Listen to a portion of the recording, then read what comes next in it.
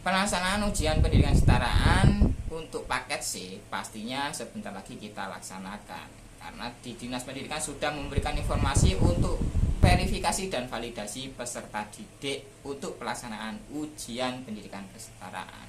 Ada pertanyaan, apa saja kriteria peserta didik yang bisa diikutkan ujian pendidikan kesetaraan?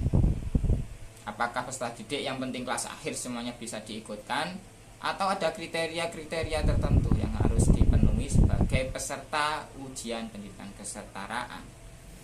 Oke, tidak menunggu lama, kita langsung saja bahas pada video berikut. Yuk kita mulai dari satu persatu. Oke teman-teman, pastinya di sini semuanya sudah tahu tentang informasi pelaksanaan ujian pendidikan kesetaraan untuk operator khususnya dan kepala satuan pendidikan PKBM ataupun SKP.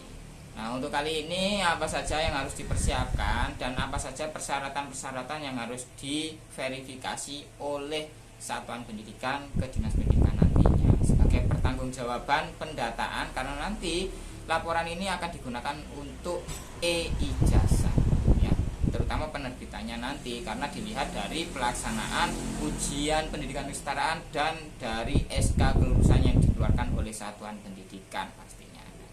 Nah, di sini untuk persyaratan-persyaratannya ada apa saja bagi teman-teman yang semuanya yang belum mengetahui, di sini akan saya jabarkan satu persatu dan nanti jangan sampai salah paham ya. Untuk persyaratannya ini nanti untuk verifikasi dan validasi kegiatan untuk nominasi ya, pastinya untuk penetapan DNT yang akan ditetapkan sebagai penerima e-ijazah. Untuk yang pertama pastinya nanti ada data peserta didiknya ya, kemudian ada rapotnya, kemudian nanti ada surat menyurat administrasi yang lainnya. Apabila ada mutasi ya pastinya ada surat mutasi. Dan nanti pastinya ada semua data identitas peserta didik di setiap program ya, baik paket A, paket B maupun paket C. Dan ini nanti pastinya semuanya harus ada rapor semua semester. Ini nanti akan dicek untuk teman-teman semuanya dan bisa dipersiapkan mulai saat ini untuk peserta yang akan bisa masuk ke DNT yang bisa melaksanakan ujian pendidikan kesetaraannya. Ini ya, jadi bagi teman-teman siapkan database dan berkasnya untuk kegiatan atau pelaksanaan verifikasi validasi data. Nah, kemudian ke peserta didiknya apa saja ketentuan-ketentuan yang harus diketahui dan harus diikuti oleh setiap masing-masing peserta didik supaya bisa lulus dan mengikuti ujian pendidikan kesetaraan pastinya. Yang pertama, syarat sebagai peserta ujian pendidikan kesetaraan atau nanti bisa diluluskan ya, memiliki NISN. Pasti ya, NISN ini karena nanti akan terekam didiknya. Kemudian identitas individual ini harus valid ya, harus valid. Baik NIK juga pastinya, karena NIK ini nanti akan include dengan NISN. Lalu ada pertanyaan, apakah peserta didik yang tidak memiliki NISN atau yang belum memiliki NISN bisa diikutkan ujian pendidikan kesetaraan? Menurut teman-teman bagaimana? Ya, jawabannya tidak bisa. Karena apa? Untuk persyaratan mengikuti ujian pendidikan kesetaraan adalah sama seperti syarat kelulusan. Itu ya. Yang membedakan nanti adalah di prosesnya untuk nilai akumulasinya ini nanti berbeda ya.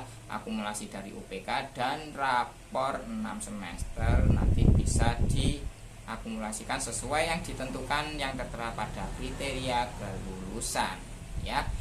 Kemudian apalagi yang harus disiapkan untuk kriteria-kriteria yang lainnya untuk peserta didik? Pastinya ya rapot ya. Nilai rapot ini nanti yang sudah terinput di Dapodi mulai semester 1 sampai semester 6 sudah kelihatan di Verbal PD ya, sudah kelihatan. Jadi bagi rekan-rekan semuanya yang belum input nilai rapot di Dapodik bisa segera diinputkan ya. Maksimalnya kapan?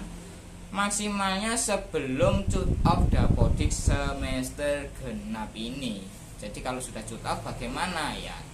Otomatis peserta didik tersebut sudah lulus ya, sudah lulus. Dan untuk nilai raportnya ya mungkin bisa diinputkan lah ya untuk kriteria dinilainya di Dapodik Mas. Jadi harap dicatat nilainya jangan sampai lupa. Kemudian apalagi pastinya kelas akhir ya. Rekam didiknya sudah berurutan dan nilai raportnya juga sudah ada terbaca di Verbal PD. Jadi bagi teman-teman semuanya persyaratannya hanya 3 itu sih ya. NISN ini wajib, kemudian valid NIK-nya, memiliki nilai rapor ya, dan sudah kelas akhir ya. 4 ya persyaratan sebagai peserta ujian pendidikan kesetaraan yang nantinya ini nanti akan bisa diluluskan oleh satuan pendidikan yang bersangkutan. Itu ya. Jadi bagi teman-teman semuanya jangan bingung kalau tidak memiliki NISN ini bagaimana? Apakah harus diikutkan UPK bisa atau tidak? Saran saya kalau saat ini belum memiliki NISN ini segera diajukan. Tapi kalau untuk paket C ini sudah paling mepet ya, karena sekarang sudah bulan 4 pertengahan. Dan pelaksanaan UPK ini pastinya untuk paket C sudah di bulan 4 akhir. Dan ini saya tidak menyarankan ya, untuk tidak menyarankan sudah didaftarkan sekarang untuk validasi, karena itu nanti pasti tertandai oleh tim verifikasinya. Belum memiliki NISN kok didaftarkan UPK itu ya. Jadi saran saya bisa terbitkan dulu NISN-nya, baru nanti diusulkan sebagai peserta nominasi untuk penerbitan e-ijazah. Itu ya teman-teman semuanya, semoga paham apa yang saya jelaskan di sini. Jadi bagi rekan-rekan semuanya bisa divalidkan datanya dulu, bisa dilihat pada laman e-ijazah karena di sana sudah lengkap ya teman-teman. Peserta didik yang residu berapa, residu NISN berapa, residu NIK-nya berapa. Dan nanti bisa langsung cek di Verbal PD yang residu. Filter ke kelas akhirnya. Nanti akan kelihatan pesertanya siapa saja, atas nama siapa yang tidak masuk DNS valid. Itu ya. Nanti yang sudah masuk DNS akan ditetapkan menjadi DNT untuk persiapan penerbitan e-ijazahnya.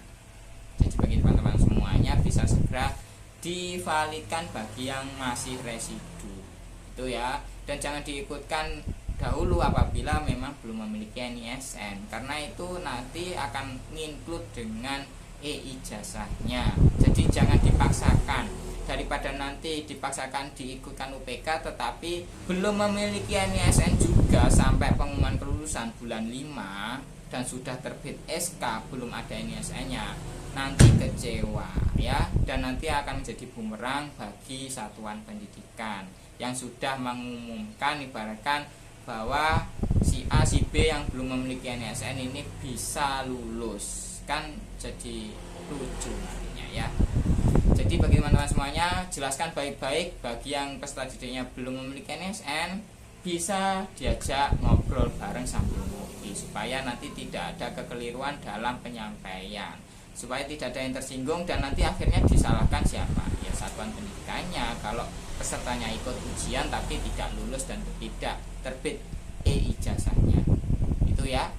Jadi saran saya validkan dulu datanya bagi yang belum memiliki NISN. Dan apabila sampai pengumuman kelulusan belum memiliki NISN, tidak lulus dari satuan pendidikan dan otomatis tidak ikut UPK ya, karena sudah tidak lulus. Karena yang memiliki kriteria kelulusan itu harus memiliki NISN juga. Kembali lagi ke situ, bolak-balik ya. Yang penting tidak pusing aja.